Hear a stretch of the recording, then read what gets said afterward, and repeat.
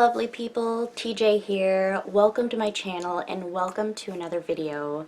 Before we get started, if you could click the like button, hit the subscribe to show your support, and feel free to leave a comment just on what you're curious about or what you would like me to talk about next. I'm going to be kind of jumping around.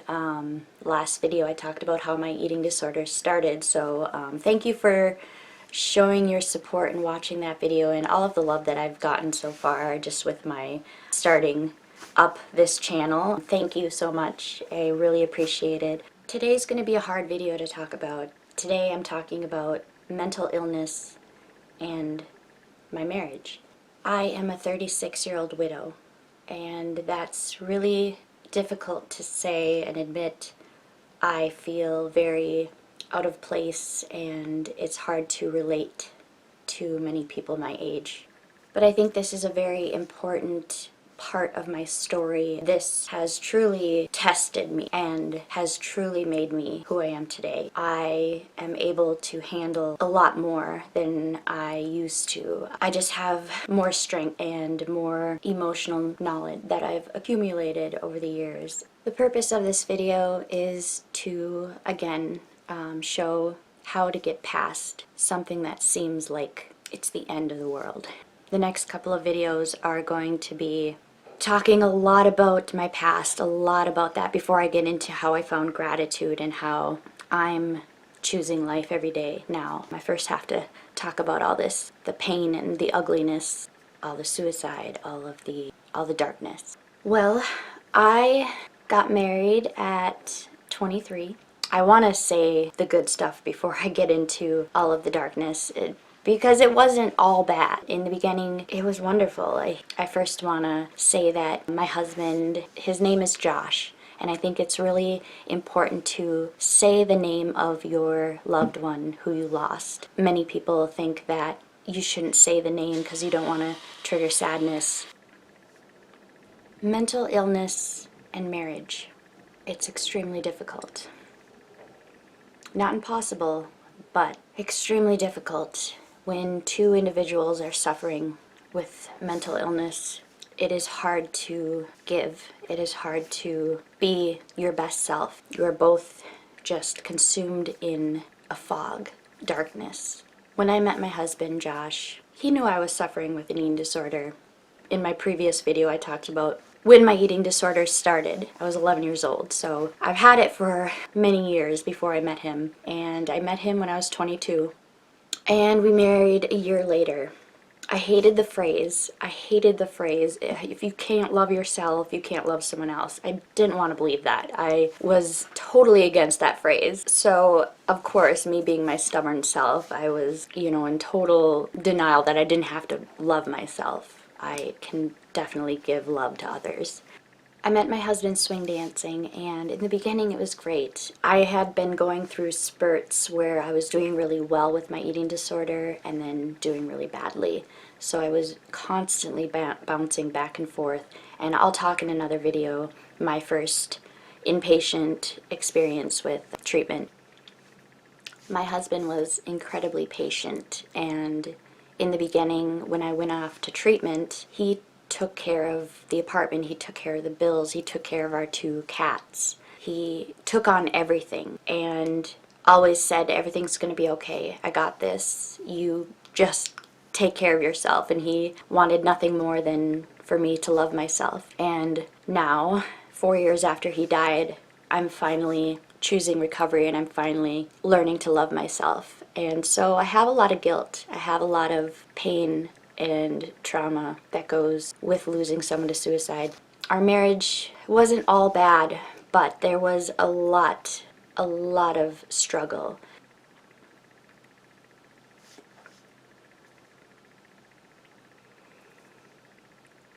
I was in and out of treatment. I was getting sicker and sicker. I was extremely suicidal. I've attempted a couple times, and I'll talk about that more in detail in another video. But I was very, very ill, and I thought that I was making the world worse. I thought I was bringing on so much pain to my husband. And so I thought the world would be better without me. And I always knew in my head, I would be dead before Josh.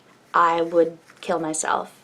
My husband was my rock. My husband masked all of his pain so that it wouldn't make me more stressed out. When I was married, I was very blinded. If I would have known what I know now, who knows what would have happened. I think that's why I'm hyper aware of other people's mental health now. I'm hyper aware of other people's stress level, because I'm scared that I'm gonna miss it, or if I'm too consumed with myself, I'm gonna miss it. I'm gonna miss other people's signs that they need help or stuff like that. So anyways, when I was married, I went in and out of treatment a lot. I was very, very heavily depressed, and it was a lot of it was brought on with me starving myself. My eating disorder triggered a lot of the suicidal thoughts.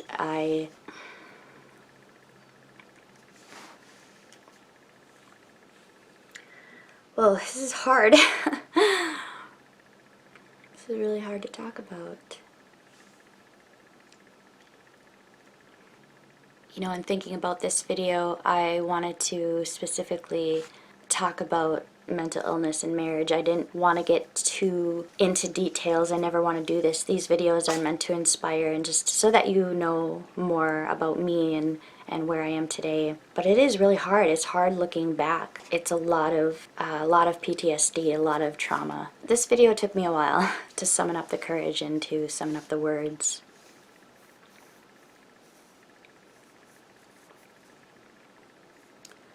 Also, when I was married, I had a big issue with physical touch. I had a big issue with just touch in general.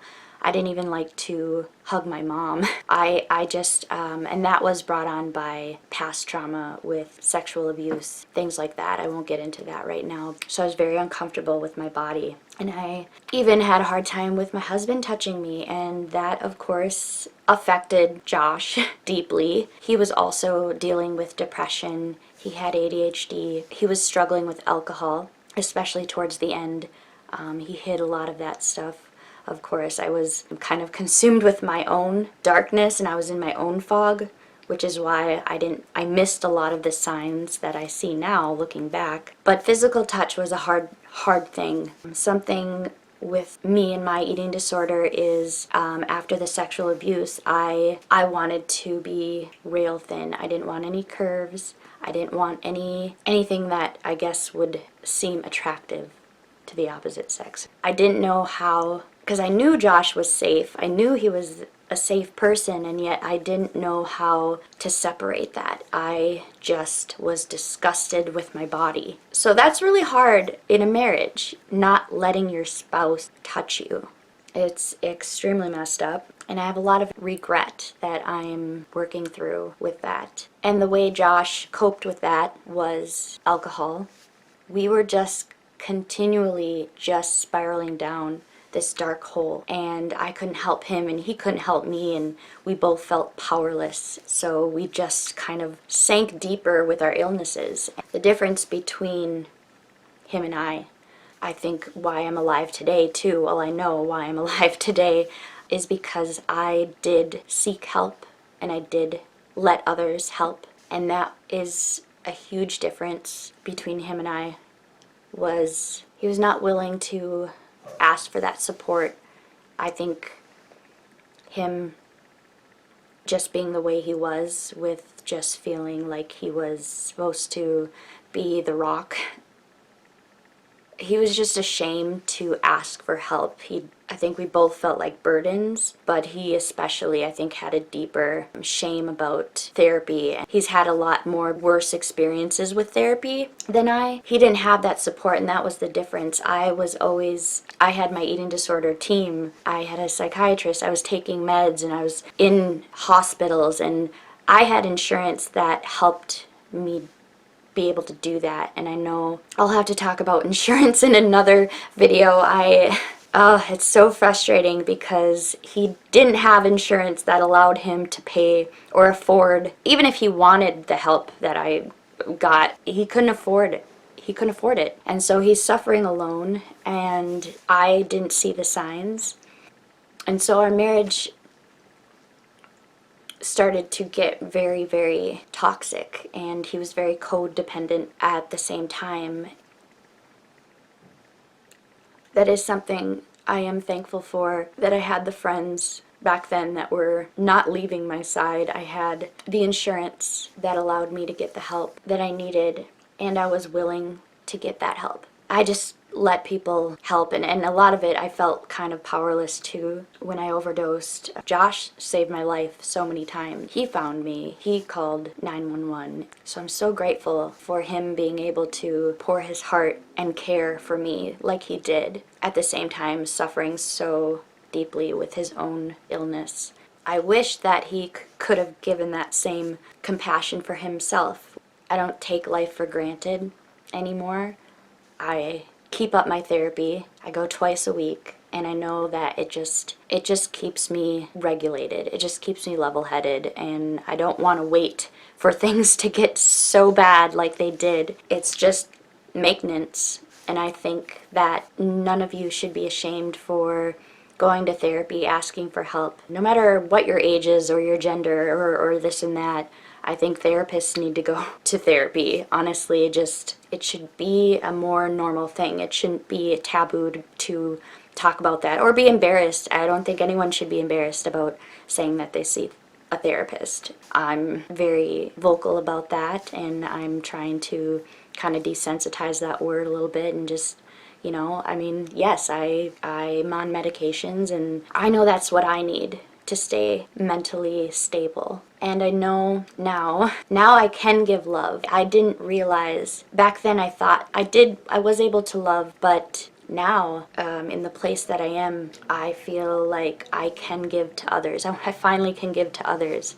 So many people have done so much for me back in the day, and I'm so grateful for that. And now I want to give back, and I want to help others, and I'm in a place where I can do that. I think that if you're not in a place to do that, I feel like you should just be selfish and focus on yourself. No shame in that. I think if you are in a marriage and you have mental illness, I think it's so important to kind of take a step back and go to therapy. By any means, this is my story. This was my story with mental health and mental illness and marriage. And I said in the beginning, it's not impossible. It's just not easy. I was too weak back then to give my love to someone else.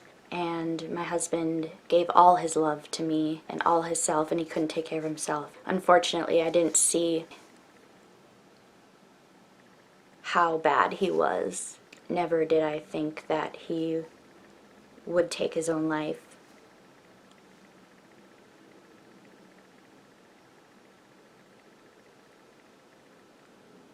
I never saw that coming.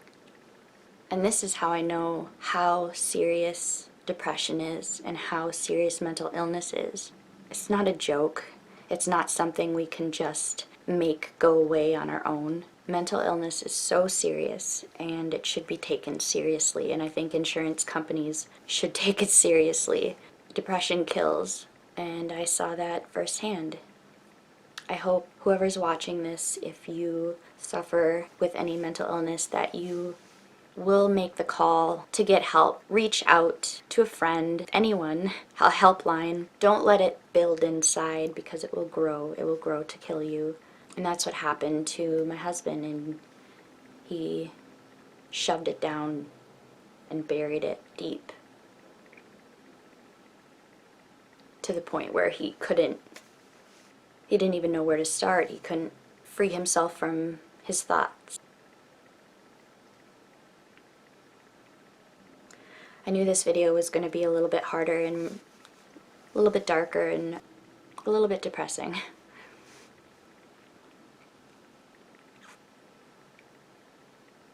But I am a stronger person because of my past, and I am now fully able to love, truly love. And the first step of that is taking care of yourself. You are your number one. Thank you for watching this video all the way through. Please comment on what you would like me to talk about next. If you have any questions, well, I'll end it there, and I'm always sending love, self-care, and remember to trade your expectations for appreciations. Love you all.